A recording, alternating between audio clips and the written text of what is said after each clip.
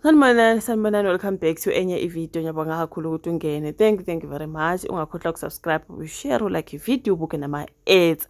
Okay, besikuphi kanje because a few days bengingakaposti ngempela ngikapost in few days. Ngibuya nje ngibona sekukhona ubaba uBrian Mokgotsi ngena lapha simbone testify ke kaMadlanga Commission nje sasishilo ukuthi abantu bayabuza ukuthi uzani nike ubaba uBrian Mokgotsi testify when it comes to the Madlanga Commission.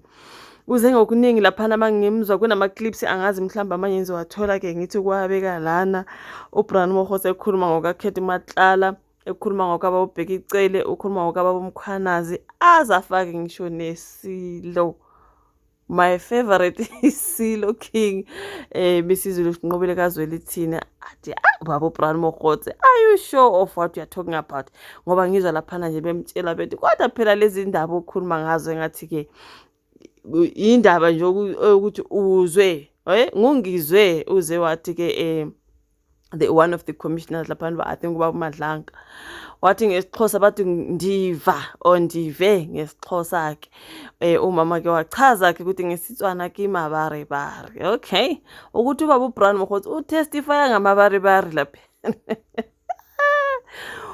ayingeke utestifya ngamabarebare umesefaka ke nabo King Mesizulu nobaba umkhwanazi ekhuluma ngendaba zaseMelika ukuthi bangama-agent aseMelika. Hey, kunzima ke lapha uBrian Mokgotsi singazi ukuthi ngabe indaba aneqiniso nazo noma yiwona nje ngempela amabarebare nje mabebeshile ukuthi ngathi usizela namabarebare la ungizwe.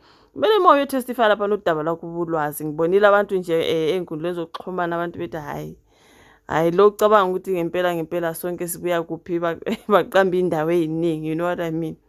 So wow, Brian Mokgotsi uthi kwenze njani ufaka ubaba umkhwanazi no King Mesizulu akhulume nangendaba zasebukhosini ukuthi okay kukhona abasebukhosini ade bengaphenywa ngoba phela nanku ubaba umkhwanazi ebeno nenkosi.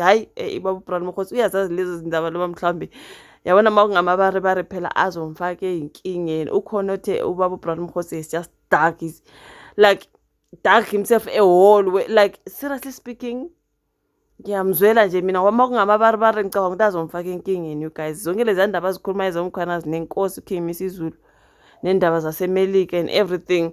And kwelikaVusi Muzikhetha Matlala abantu bayabuzana ukuthi hawu ngabe mhlawumbe usumjikele uVusi Muzikhetha Matlala noma awuthini letha amaclipinyana nje amabili amathathu engiwabonile mangabe angizukuhlangabezana nendaba zo-copyright ntontoni.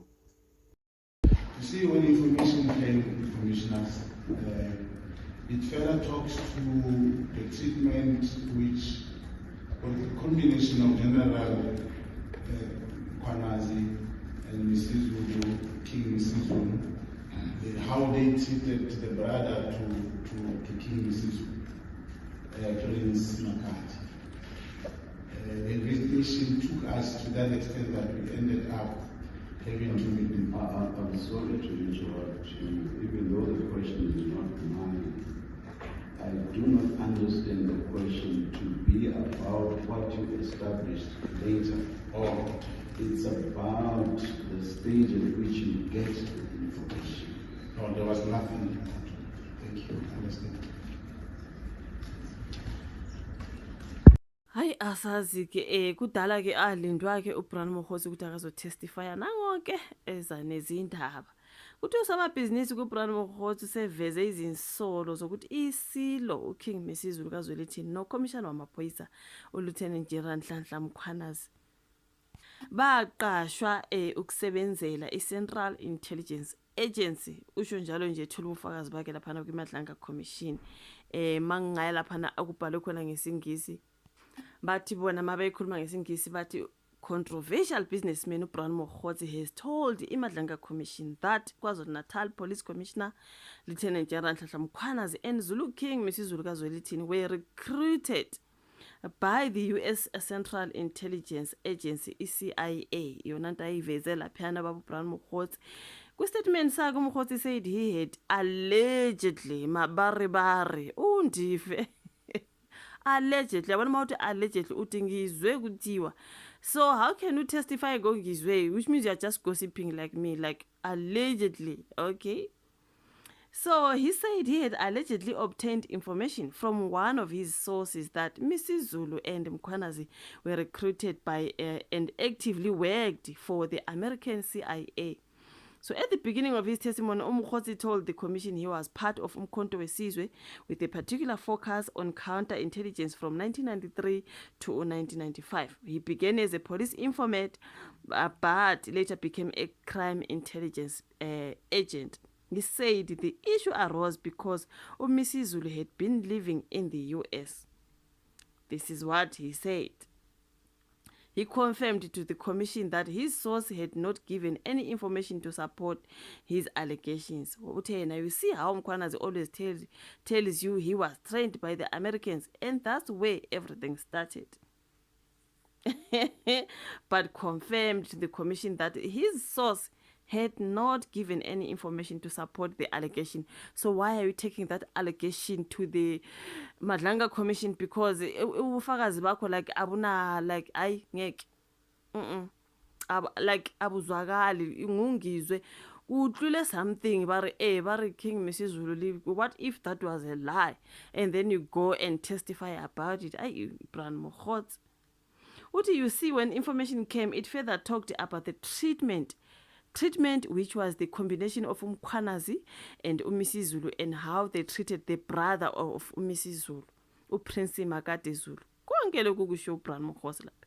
Mkhotsi alleges that cases relating to the alleged intimidation, harassment, and attempted murder of members of the royal household associated with Makate were never investigated or acted by SAPS because phela kwakunomkhwanazi phakathi.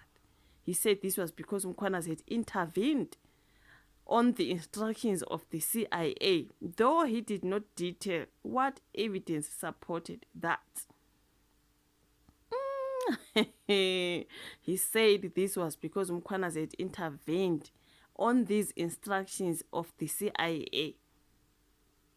Hayi angazi baba Bran Mkhotsi ukuthi le ndaba zethulela phana ziqine kangakanani, like wow, angazi njalo baloku bebhiza abantu bethi kodwa ngamabare azokufaka enkingeni weMkhotsi, but isothiniki ngoba phela ikhona afike ngakho laphana on his first day of the Madlanga Commission. Waveza ke ngokomkhwanazi nabo King Mrs. Zulu ke wabe wakhuluma ke ngokuka John Veck ukuthi uVusumuzi Khethi Matlala lo nguyena lo John Veck wasePitori.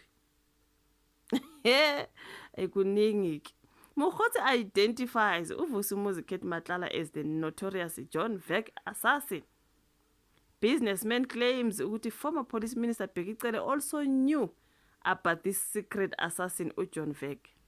So ngezindlela ubaba uBran Mkhotsi uthi ubaba uBheki Cele aza nje azotestify ngokuthi waqala linokwazi uKhethi Matlala akalukhuluma ngeqiniso yonke le ndaba yabo John Veck nantontoni wazazi kudala. Ubaba uBheki Cele, of which he is saying ngezinye indlela he came and lied. So hayi angeke bafethu kuningi ke okuvezwe ba uBran Mkhotsi, asingeke senze ivideo ukuthi bende okunye sizobe sikukhulume nje njengoba ke isihamba ngendlela sizolokhu sikhuluma ngakho. They just a whole lot, but abantu abamthembi balokho bethi this man is lying. Abantu enkundleni zokuxhumana balokho bethi this man is lying. This man is just lying. He is telling lies. I do not know. I cannot sit here ngithi he is telling lies kodwa hayi kodwa ngiyamabare ke la shilo mbona ngathi azongifaka enkingeni, but anyways ikhona ke izona ke indaba zika baba uBran Mkhotsi testify ngazo, especially ngoba sihlanganisa ke inkosi yakwaZulu uKing Mrs. Zulu Sinqobele kaZweli thina asazi. Ishuvo la ka comment section, ulike ivideo, subscribe, share ke bese siyabona nokuzayo. Bye.